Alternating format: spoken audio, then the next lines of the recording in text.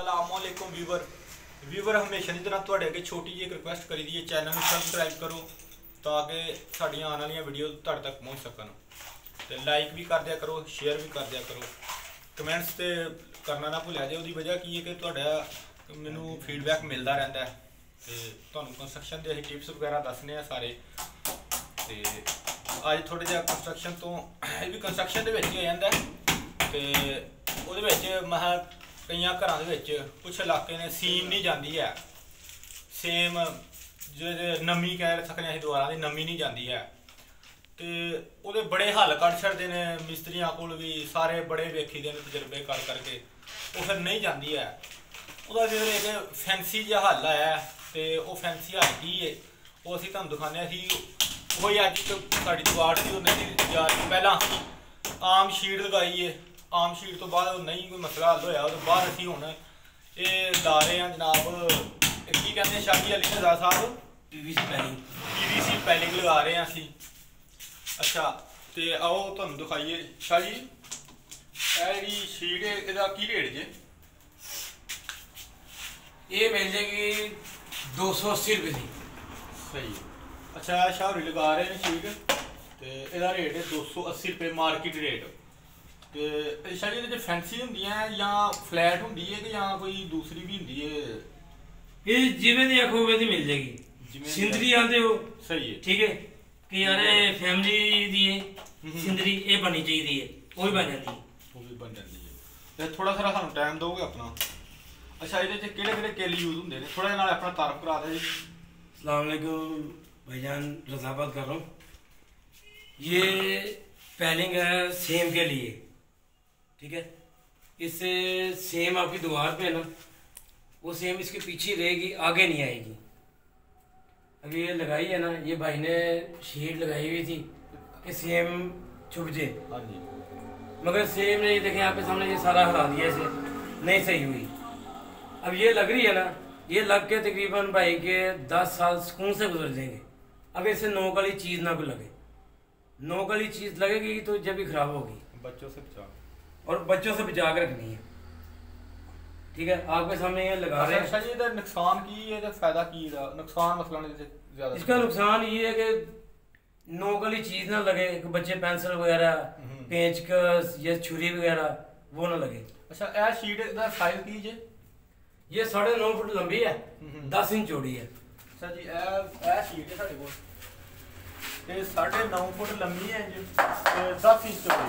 इसका साइज बड़ा छोटा होता है तो या तकरीबन 300 शीट हो तो फिर होता है सही। यानी कि तुसी सही आर्डर पूरा आर्डर दबो एक, यानी कि ज़्यादा आर्डर दबो तो फिर वो हिसाब नाल तुहाडी यानी कि मिल जाएगी तुहानू शीट जिहड़ा मर्जी साइज रखवा सकते हो तुसी।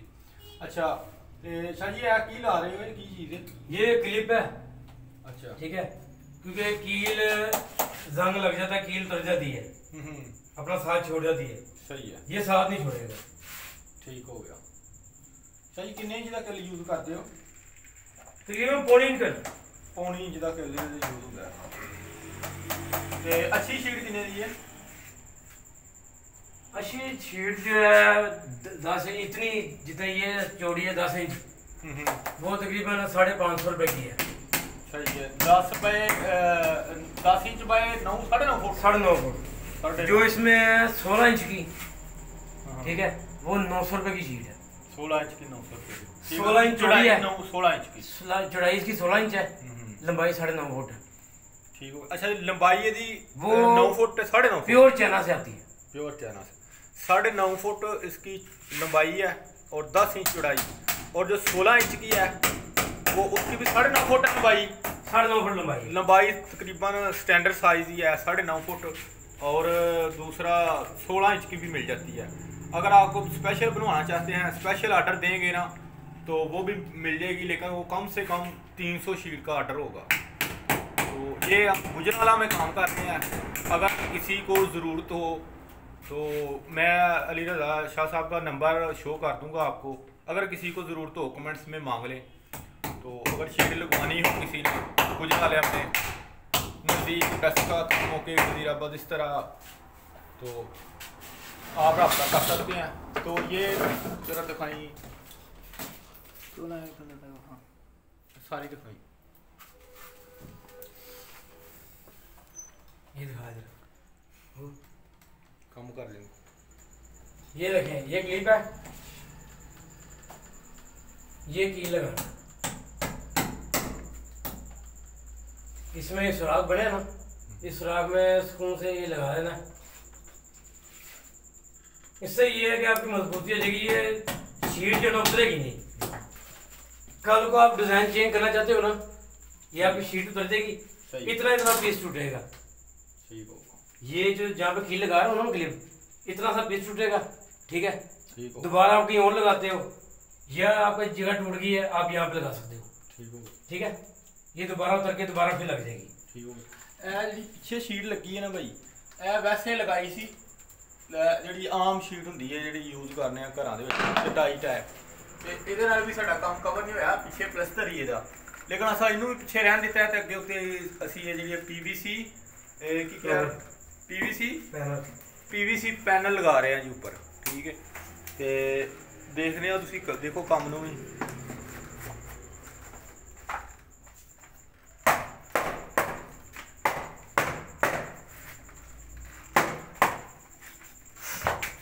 ये तो बुनिया ਇਹਦੀ ਕਟਾਈ ਵਾਸਤੇ ਗੁਨੀਆ ਬਹੁਤ ਜ਼ਰੂਰੀ ਹੈ, ਕਿਉਂਕਿ ਗੁਨੀਏ ਦੇ ਨਾਲ ਹੀ ਇਹਦੀ ਕਟਾਈ ਹੁੰਦੀ ਹੈ। ਅਗਰ ਤੁਹਾਡੇ ਕੋਲ ਗੁਨੀਆ ਨਹੀਂ ਹੈ ਤੇ ਇਹਦੀ ਕਟਾਈ ਜਿਹੜੀ ਹੈ ਨਾ ਫਜ਼ੂਲ ਹੋਏਗੀ, ਤੇ ਜਿਹਦੇ ਨਾਲ ਤੁਹਾਡੀ ਜਿਹੜੀ ਸ਼ੀਟ ਅੱਛੀ ਵੀ ਨਹੀਂ ਲੱਗੇਗੀ ਯਾਰ। ਇਹ ਪੈਨਲ ਜਿਹੜਾ ਮਸਲਨ 350 ਤੋਂ ਲੈ ਕੇ ਤਕਰੀਬਨ 280 ਰੁਪਏ ਤੋਂ ਲੈ ਕੇ 950 1200 यानी कि जिन्नी थोड़े से कैपेसिटी अच्छा लवा सकते हो तुसी, ते अवेलेबल है मार्केट दे विच। देखो काम करते पे इंशाअल्लाह।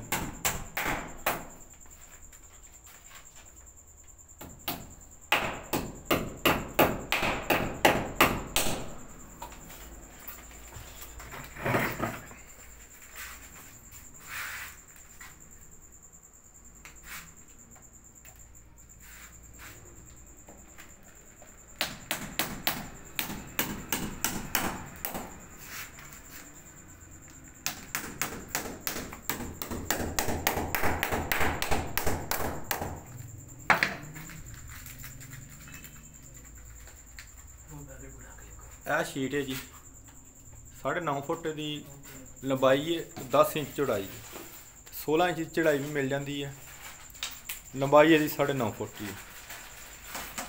तो अच्छा एक होर गल तुहानूं दसनी असीं भुल गए हाँ, यह लाजमी नीचे भी यहाँ सपोर्ट लगाई है जी, नीचे देखते पे हो, नीचे भी सपोर्ट है इस तरह ही ना, उपर छत के नाल सपोर्ट दी लगी है।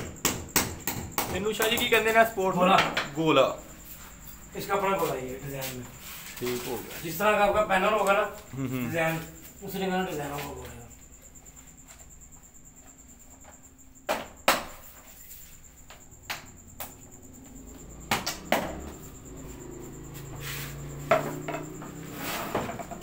यह तरीका जी,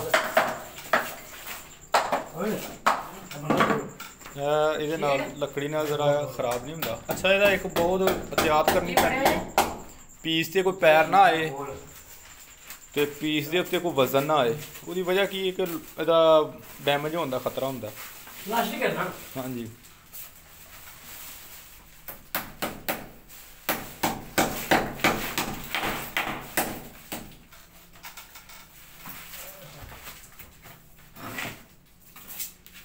माशाल्लाह बड़ी प्यारी लग रही है शाह जी हैं।